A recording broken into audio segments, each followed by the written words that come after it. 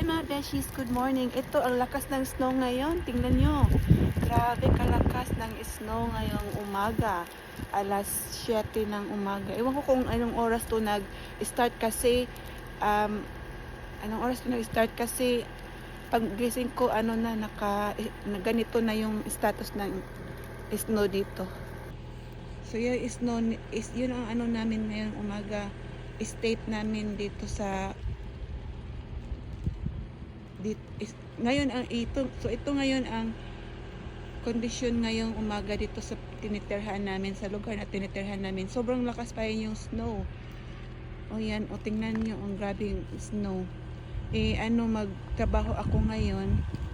Kaya yan, nag-snow, ang kapal na snow. Lakas. At tapos yung ko, ayan, puno ng snow yung sasakyan. Kaya wawalisan ko ngayon dito, ayan, snow, puno ng snow yung niya. Sobrang lakas, yung akala ko hindi na mag-snow. So, wawalisan na natin to, tingnan niyo. Ganyan na lang, kamay na lang ang gagamitin ko kasi wala akong pang, ayan, ganyan na lang natin. Ganyan na lang.